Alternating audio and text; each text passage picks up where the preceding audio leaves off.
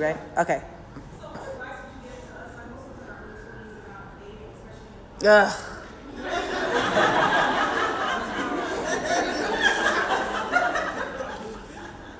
Finish the question, I'm sorry. I felt that in my soul. The question was, what advice would you give to us in our 20s about dating? Don't. I'll say this. I feel so strongly about this because I recently went to a school where literally a young woman got up on the mic and she was like, what even is a date? And she wasn't trying to be funny, but she was like, at this point, I feel like I don't really know because these dudes don't know. And what I thought was a date, I keep being told is not a date. And so I just started doing a monthly column for InStyle magazine. And it's called Amanda Land. And you ready? And the first column is about that young woman saying that. And I was like, you know what? Let's just do a refresher on what a date is. Because we seem to have forgotten. Because at the same time, I was looking at her like, oh my God, poor little honey, don't know what a date is. I was like, wait. Oh, do I? You know, because I'm 36 and I feel like we're going through the same thing. So, yes, that was a testify. She said, oh. Your head almost fell off. Oh, Lord. So I'll say this. One, we need to get a better handle on our worth. Okay? I think that we are absolutely still in this society where we are defining ourselves by having a man.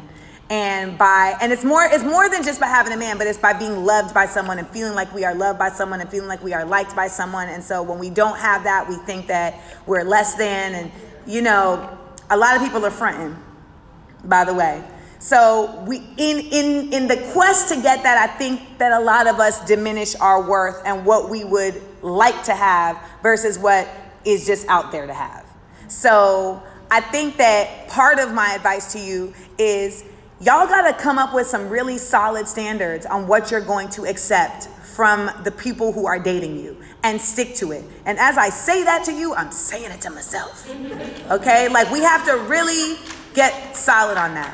And then for the men in the room, you have to really get real with what you want. Stop going after women who want a real relationship if you don't want a real relationship.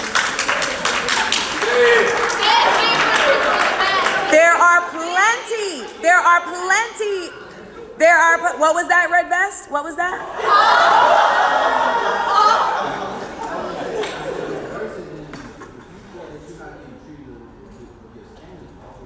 That's what I just said. I just said that, sir. I just said that. But you know what?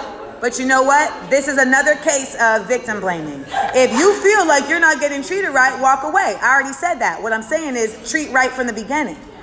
That's what I'm saying. So I'm saying like there has to be a strict standard that women have to stick to. But also, men need to also elevate how they're entering into a situation. If you know you just want to fuck, then just deal with the chicks that just want to fuck. There's plenty. And listen, some of the women who are here saying, I want to be in a relationship, they may want to be in a relationship, but they may not want to be in a real relationship with you. And so, go for it. But if we're not being honest and we're not being real and we're not exchanging, we're not gonna get anywhere. So y'all gotta get real with yourselves. And that's a part of this wonderful space of sexual confidence that's coming up. So women, you yourselves have to be real with yourself, okay? If you don't really wanna be in it, don't act like you're trying to be in it. Okay? If you really just want to smash, then just let that be what it is. Okay? Be safe about it. Be respectful about it. And also start now learning the difference between sex and intimacy. Okay? There's a difference. And this is a lot of brothers need to, all of us need to know this. There's a difference. And the problem is we be playing with each other's minds and we be playing with each other's emotions. And that's how we keep growing this chasm between each other, especially amongst black people, because you be like, damn, I got it from my own kind. And so the chasm grows, and the chasm grows, and the chasm grows. We have to start being honest with each other, y'all. We really, really, really, really, really do. And being honest with ourselves and what we really can give. If you know that you are not able to give equitably, mentally, physically, and emotionally to somebody who can give that to you, don't start no shit. Won't be no shit. That's it. You got to know that about yourself. Because that's a real thing. Because you know what? It's the same thing like when you go to a job. You don't apply for a job that you know you can't do. Because you ain't trying to get fired. So you don't go into that space. You're like, nah, I ain't even trying to apply for an astrophysicist job. I don't know how to do no astrophysicry. You got to look at women that same way. You got to look at this woman and be like, okay, we may hang out a couple times. You're going to get the lay of the land. And then you have to decide, like, can I really sign up for this or not? But don't keep going down the road and then arrive at like, you know what? I know I knew 3 months ago that I couldn't do this, but my ego wouldn't let me back out. And so now I'm going to just not talk to you anymore. But I'm going to still like your pictures on Instagram.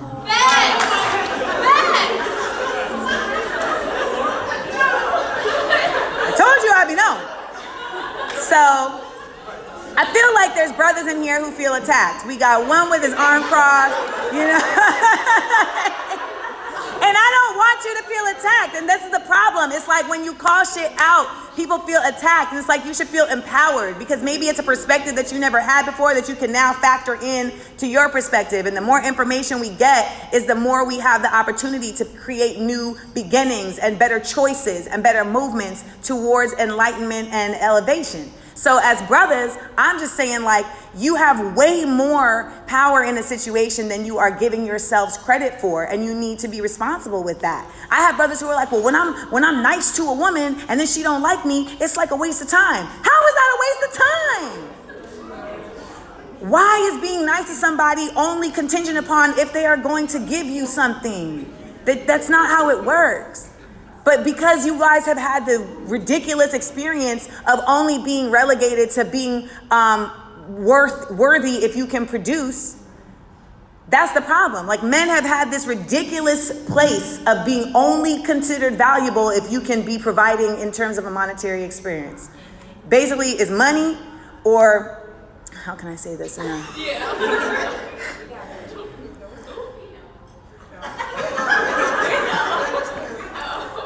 It's the dick, okay? That's what it is. That's what it is, okay? We're in college. Like, you guys are not children. So there is a child in the back, though. So I apologize. Okay. Lil man said emoji. So you're more than that. That's the thing I wish brothers would understand. Like, you're more than that.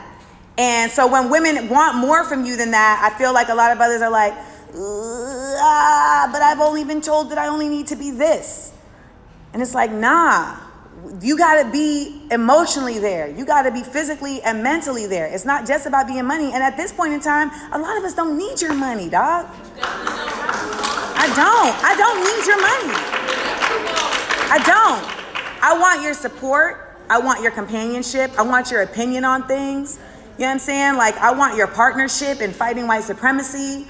Like, I want your taste buds to let me know if this macaroni is good. Like, that's, like, I want an exchange. I want an exchange. And so it's like brothers got to start looking at themselves differently and seeing that they are worthy in a vast array of a spectrum and not just like two main areas. Because then you have guys who are like, well, I don't got a job right now, so I'm not worth anything. And it's like, that's BS. Like, if you're working towards something, then that's worthy. Am I going to be with somebody sleeping on a mattress on the floor? No. But that's where I'm at in my life right now. Because I don't want to stop, drop, and roll to go to the bathroom. You understand what I'm saying? But that's where I'm at. And I'm 36, so I've done my time, okay? So, 3 bottom lines to a first date. 1, first date should not be at somebody's house. Shouldn't. Netflix and chill is not a first date. It's not. I hate Netflix and chill. Netflix and chill should only be relegated to if we already know that smashing is happening, okay? Like, it's you're on the agenda. That's what I call it.